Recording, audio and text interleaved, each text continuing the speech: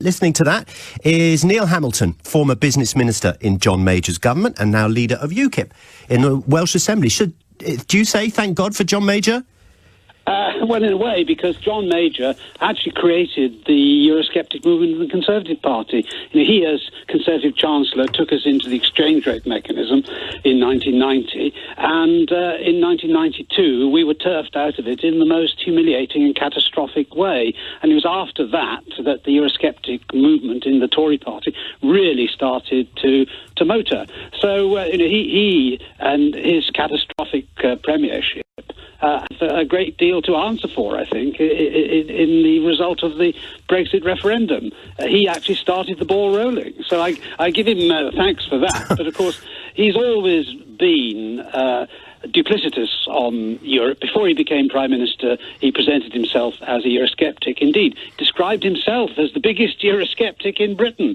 But we know that actually he has always been completely devoted to the European project, which has become more and more unpopular with every year that has passed. And I think that you were quite right to put that question to Stephen Dorrell from one of your listeners. But doesn't the referendum matter? The people voted, 17.4 million of them, the largest democratic vote in our history, to leave the EU. And Remain politicians like Stephen Dorrell and John Major have done everything they possibly could to prevent the people's will actually being given effect by the government of today. And all the chaos, confusion, muddle and mess of the last few years is down to this relentless battle being fought by these completely irreconcilable pro-EU fanatics.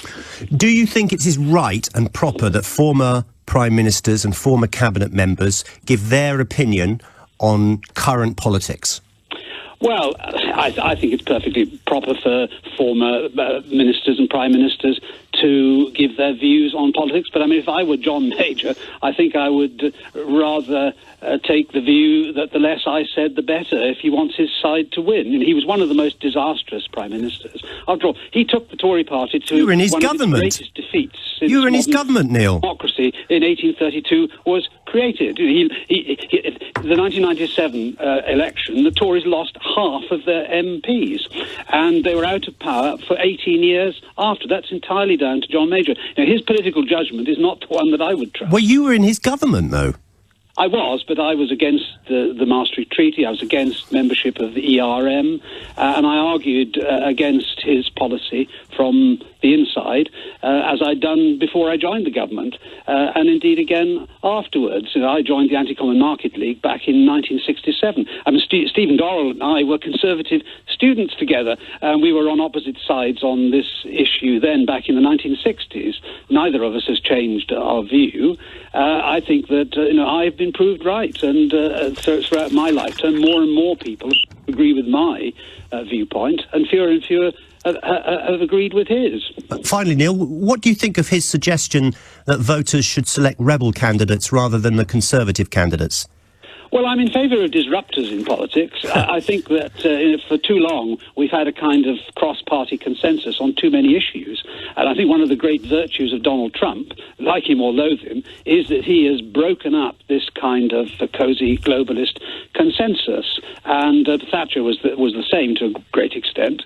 But I think what we are seeing now is a rise in spontaneous opposition amongst the people to the global political class, of which John Major is a supreme exemplar, and Tony Blair, perhaps the president of the globalist community worldwide. And the people are in revolt, open revolt against all this. We see it in France in the last few days in a particularly violent way. We're in a new age now, and these people who think that they know better than the rest of us and can talk down to us, their day is increasingly over. And do you think the public are interested in what Sir John Major has to say now?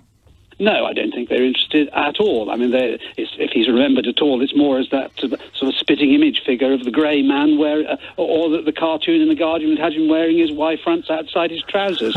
I think it's a figure who's regarded as a failure in politics. And the less we hear from him, the better. Thank you very much indeed, Neil.